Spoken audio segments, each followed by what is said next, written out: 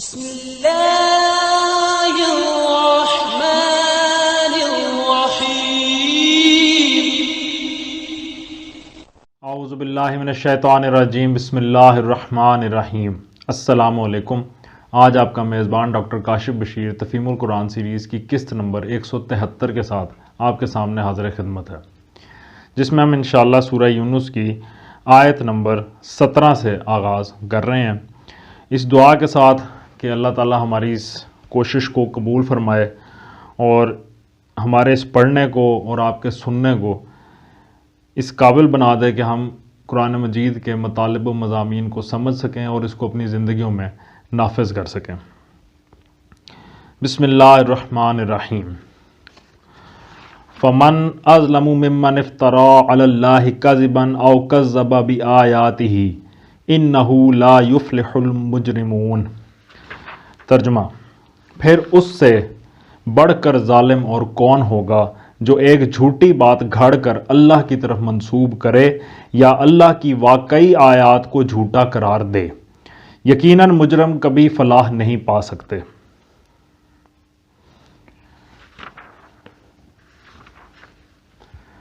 آیت کے پہلے حصے میں آیا کہ اللہ کی واقعی آیات کو جو جھوٹا قرار دے۔ تفسیر میں آتا ہے یعنی اگر یہ آیات خدا کی نہیں ہیں اور میں یعنی کہ نبی پاک صلی اللہ علیہ وسلم انہیں خود تصنیف کر کے آیات الہی کی حیثیت سے پیش کر رہا ہوں تو مجھ سے بڑا ظالم کوئی نہیں، اور اگر یہ واقعی اللہ کی آیات ہیں اور تم ان کو جھٹلا رہے ہو تو پھر تم سے بڑا بھی ظالم کوئی نہیں۔ آیت کے آخر میں آیا کہ یقیناً مجرم کبھی فلاح نہیں پا سکتے۔ تفسیر میں ایکسپلین کیا گیا ہے کہ بعض نادان لوگ فلاح کو طویل عمر یا دنیاوی خوشحالی یا دنیاوی فروغ کے معنی میں لے لیتے ہیں، اور پھر اس آیت سے یہ نتیجہ نکالنا چاہتے ہیں کہ جو شخص نبوت کا دعویٰ کر کے جیتا رہے یا دنیا میں پھلے پھولے یا اس کی دعوت کو فروغ نصیب ہو اسے نبی برحق مان لینا چاہیے، نعوذ باللہ، کیونکہ اس نے فلاح پائی۔ اگر وہ نبی برحق نہ ہوتا تو جھوٹا دعویٰ کرتے ہی مار ڈالا جاتا یا بھوکوں مار دیا جاتا اور دنیا میں اس کی بات چلنے ہی نہ دیتی۔ لیکن یہ احمقانہ استدلال صرف وہی شخص کر سکتا ہے جو نہ تو قرآنی اصطلاح فلاح کا مفہوم جانتا ہو، نہ اس قانون امحال سے واقف ہو جو قرآن کے بیان کے مطابق اللہ تعالیٰ نے مجرموں کے لیے مقرر فرمایا ہے، اور نہ یہ سمجھتا ہو کہ اس سلسلہ بیان میں یہ فقرہ کس معنی میں آیا ہے۔ اول تو یہ بات کہ مجرم فلاح نہیں پا سکتے اس سیاق میں اس حیثیت سے فرمائی ہی نہیں گئی ہے کہ یہ کسی کے دعوی نبوت کو پرکھنے کا معیار ہے جس سے عام لوگ جانچ کر خود فیصلہ کر لیں کہ جو مدعی نبوت فلاح پا رہا ہو اس کے دعوے کو مانیں اور جو فلاح نہ پا رہا ہو اس کو انکار کر دیں،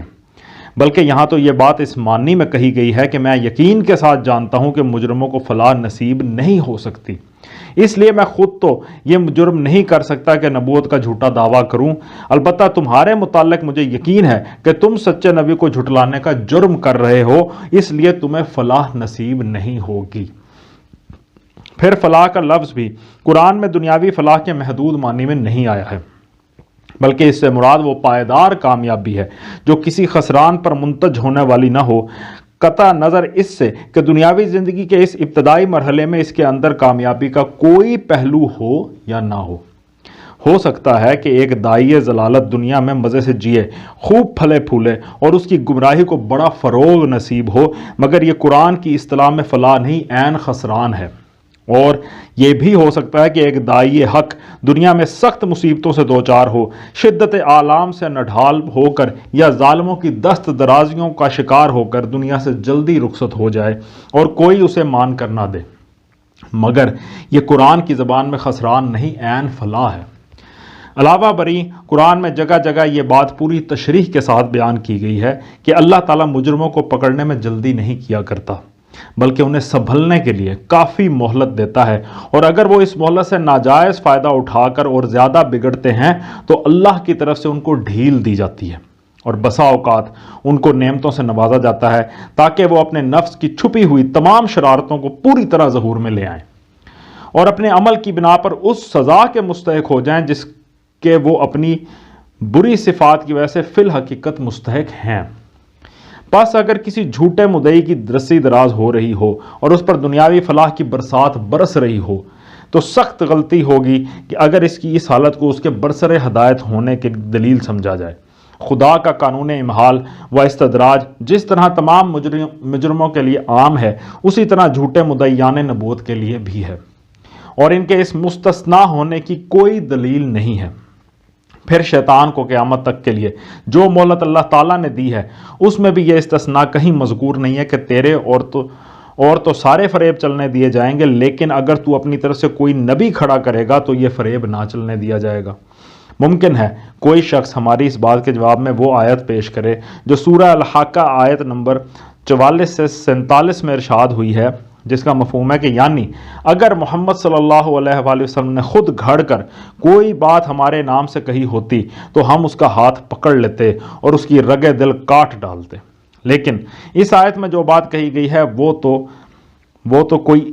تو یہ ہے کہ جو شخص فی الواقع خدا کی طرف سے نبی مقرر کیا گیا ہو، وہ اگر جھوٹی بات گھڑ کر وحی کی حیثیت سے پیش کرے تو فوراً پکڑا جائے گا۔ اس سے یہ استدلال کرنا کہ جو مدعی نبوت پکڑا نہیں جا رہا ہے وہ ضرور سچا ہے، ایک منطقی مغالطے کے سوا کچھ نہیں۔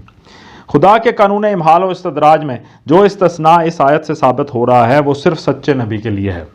اس سے یہ نتیجہ نہیں نکلتا کہ جو شخص نبوت کا جھوٹا دعویٰ کرے وہ بھی اس سے مستثنا کیا گیا ہے۔ ظاہر بات ہے کہ سرکاری ملازموں کے لیے حکومت نے جو قانون بنایا ہو اس کو اطلاق صرف انہی لوگوں پر ہوگا جو واقعی سرکاری ملازم ہوں۔ رہے وہ لوگ جو ذیلی طور پر اپنے آپ کو ایک سرکاری عہدیدار کی حیثیت سے پیش کریں تو ان پر ضابطۂ ملازمت کا نفاذ نہ ہوگا، بلکہ ان کے ساتھ وہی معاملہ کیا جائے گا جو ضابطۂ فوجداری کے تحت عام بدماشوں اور مجرموں کے ساتھ کیا جاتا ہے۔ علاوہ بریں سورہ الحاقہ کی اس آیت میں جو کچھ فرمایا گیا ہے وہ بھی اسی غرض کے لیے نہیں فرمایا گیا کہ لوگوں کو نبی کے پرکھنے کا یہ معیار بتایا جائے کہ اگر پردہ غیب سے کوئی ہاتھ نمودار ہو کر اس کی رگے دل اچانک کاٹے تو سمجھیں جھوٹا ہے، ورنہ سچ مان لیں۔ نبی کے صادق یا کاذب ہونے کی جانچ اگر اس کی سیرت، اس کے کام اور اس چیز سے جو وہ پیش کر رہا ہے ممکن نہ ہوتی تو ایسے غیر معقول معیار تجویز کرنے کی ضرورت پیش آ سکتی تھی۔ وَيَعْبُدُونَ مِن دُونِ اللَّهِ مَا لَا يَضُرُّكُمْ وَلَا يَنْفَعُهُمْ وَيَقُولُونَ هَؤُلَاءِ شُفَعَاؤُنَا عِندَ اللَّهِ قُلْ أَتُنَبِّئُونَ اللَّهَ بِمَا لَا يَعْلَمُ فِي السَّمَاوَاتِ وَلَا فِي الْأَرْضِ سُبْحَانَهُ وَتَعَالَىٰ عَمَّا يُشْرِكُونَ۔ ترجمہ: یہ لوگ اللہ کے سوا ان کی پرستش کر رہے ہیں جو ان کو نہ نقصان پہنچا سکتے ہیں نہ نفع، اور کہتے یہ ہیں کہ یہ اللہ کے ہاں ہمارے سفارشی ہیں۔ اے محمد صلی اللہ علیہ وآلہ وسلم، ان سے کہو کیا تم اللہ کو اس بات کی خبر دیتے ہو جسے وہ نہ آسمانوں میں جانتا ہے نہ زمین میں؟ پاک ہے وہ اور بالا و برتر ہے اس شرک سے جو یہ لوگ کرتے ہیں۔ تفسیر میں آیا کہ کسی چیز کا اللہ کے علم میں نہ ہونا یہ معنی رکھتا ہے کہ وہ تو سرے سے موجود ہی نہیں ہے، اس کا وجود ہی نہیں ہے، اس لیے کہ سب کچھ جو موجود ہے اللہ کے علم میں ہے۔ پس سفارشیوں کے معدوم ہونے کے لیے یہ ایک نہایت لطیف انداز بیان ہے کہ اللہ تعالیٰ تو جانتا نہیں کہ زمین یا آسمان میں کوئی اس کے حضور تمہاری سفارش کرنے والا ہو، پھر یہ تم کن سفارشیوں کے اس کو خبر دے رہے ہو۔ وَمَا كَانَ النَّاسُ إِلَّا أُمَّةً وَاحِدَةً فَاخْتَلَفُوا وَلَوْلَا كَلِمَةٌ سَبَقَتْ مِن رَّبِّكَ لَقُضِيَ بَيْنَهُمْ فِيمَا فِيهِ يَخْتَلِفُونَ۔ ترجمہ: ابتداً سارے انسان ایک ہی امت تھے، بعد میں انہوں نے مختلف عقیدے اور مسلک بنا لیے، اور اگر تیرے رب کی طرف سے پہلے ہی ایک بات طے نہ کر لی گئی ہوتی تو جس چیز میں وہ باہم اختلاف کر رہے ہیں اس کا فیصلہ کر دیا جاتا۔ ابتداً سارے انسان ایک ہی امت تھے، بعد میں انہوں نے مختلف عقیدے اور مسلک بنا لیے۔ اس حوالے سے تفسیر میں آیا ہے کہ اس کی تشریح کے لیے سورہ بقرہ میں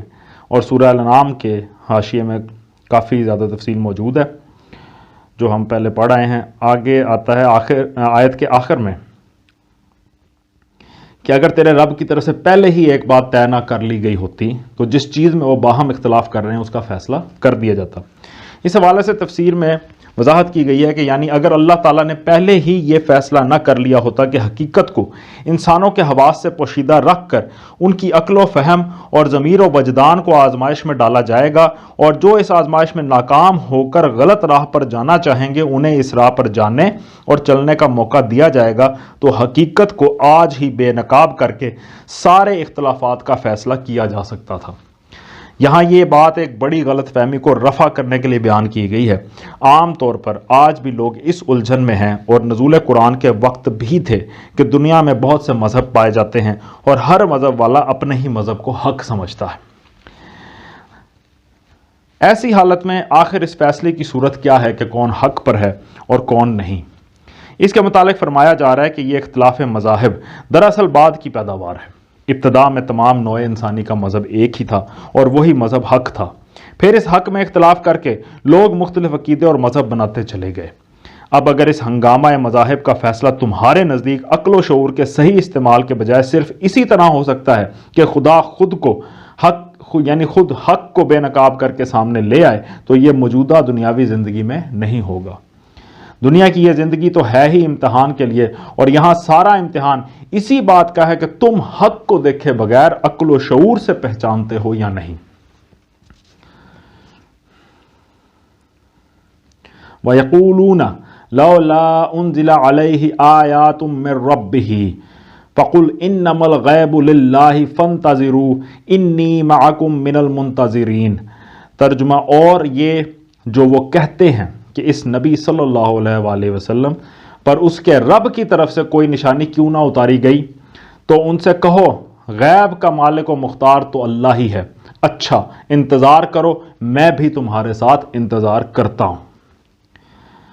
اس کی تفسیر میں آیا کہ یعنی اس بات کی نشانی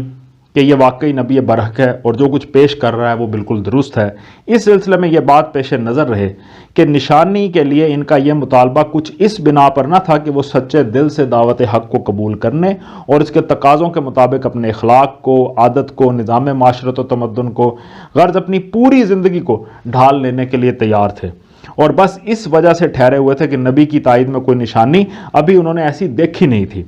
جس سے انہیں اس کی نبوت کا یقین آ جائے۔ اصل بات یہ تھی کہ نشانی کا یہ مطالبہ محض ایمان نہ لانے کے لیے ایک بہانے کے طور پر پیش کیا جاتا تھا۔ جو کچھ بھی ان کو دکھایا جاتا اس کے بعد وہ یہی کہتے کہ کوئی نشانی تو ہم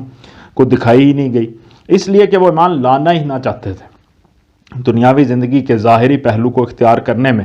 یہ جو آزادی ان کو حاصل تھی کہ نفس کی خواہشات اور رغبات کے مطابق جس طرح چاہیں کام کریں اور جس چیز میں لذت یا فائدہ محسوس کریں اس کے پیچھے لگ جائیں، اس کو چھوڑ کر وہ ایسی غیبی حقیقتوں یعنی توحید و آخرت کو ماننے کے لیے تیار نہ تھے، جنہیں مان لینے کے بعد ان کو اپنا سارا نظام حیات مستقل اخلاقی اصولوں کی بندش میں باندھنا پڑتا۔ آیت کے آخر میں اللہ تعالیٰ نے فرمایا کہ ان سے کہو غیب کا مالک و مختار تو اللہ ہی ہے، اچھا انتظار کرو، میں بھی تمہارے ساتھ انتظار کرتا ہوں۔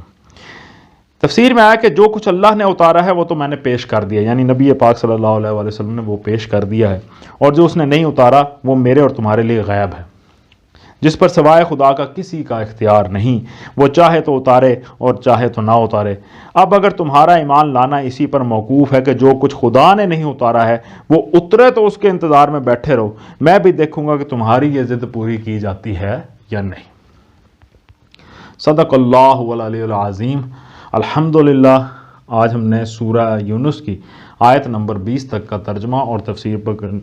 پر غور کرنے کی کوشش کی ہے۔ اللہ تعالیٰ ہماری اس کوشش کو قبول فرمائے، اور اللہ تعالیٰ کا لاکھ لاکھ شکر ہے کہ اس نے ہمیں ایمان کی دولت سے نوازا۔ اب اللہ تعالیٰ سے دعا ہے کہ اللہ تعالیٰ ہمیں توفیق سے نوازے کہ ہم قرآن شریف اور اس کے مطالب اور صراط مستقیم پر چلنے والے بن جائیں۔ اسی دعا کے ساتھ آپ سے اجازت چاہیں گے۔ اپنا بہت خیال رکھیں۔ آپ لوگوں کا بہت بہت شکریہ۔ اللہ حافظ۔